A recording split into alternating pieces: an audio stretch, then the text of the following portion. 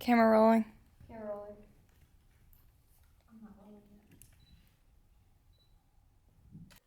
My name is Jimmy Carter, and I come from Plains, Georgia, and I'm a Sunday school teacher at the Maranatha Baptist Church.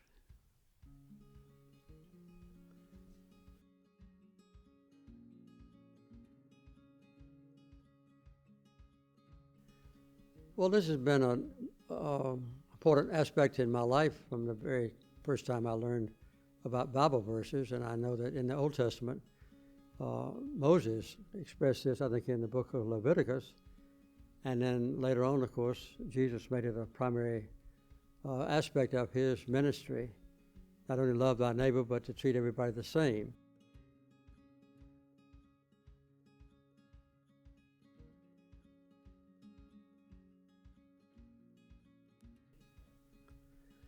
Well, Jesus was, in retrospect, a terror down of walls. In the Sermon on the Mount, of course, he expanded on this subject and asked all of his believers not only to love your neighbor, but to love your enemies as well.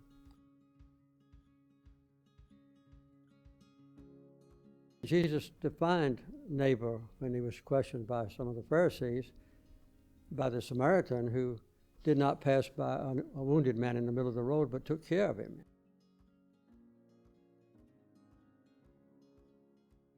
The ultimate love, the one that Jesus espoused particularly, is agape love, which is self-sacrificial love. It's the love of people that may not love you back, love for which you may not get credit, and love for someone who doesn't deserve to be loved, like an enemy, for instance.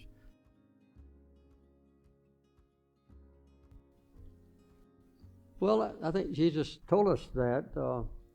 He says, not only love your neighbor, but love their enemies as well. The love of God applies to everyone. How do you love someone whose lifestyle is considered unnatural by certain people? I remember my favorite teacher. She said we must accommodate changing times, but we must cling to principles that never change.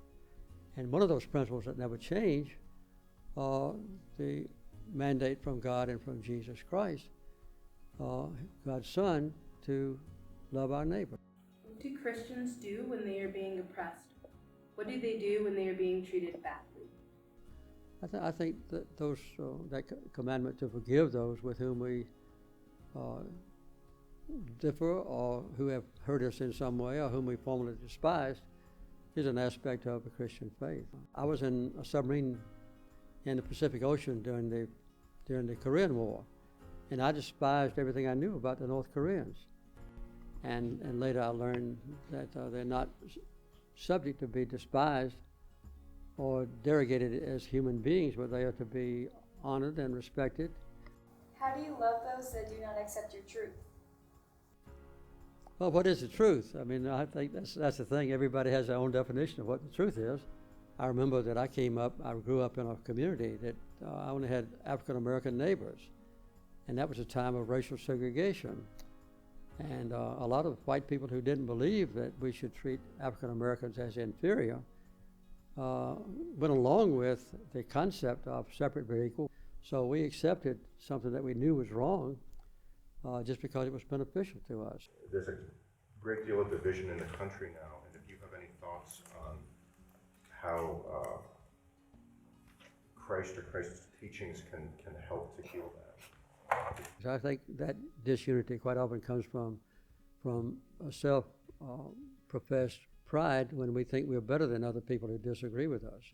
That's completely contrary to the concept of loving your neighbor and forgiveness and treating everybody equal and tearing down walls. Will you discuss a personal experience struggling with loving others? I remember one time one of the famous newspaper columnists, who's still famous, participated in stealing all my notes about what I was going to use against Reagan, and he taught Reagan how to use him to my disadvantage.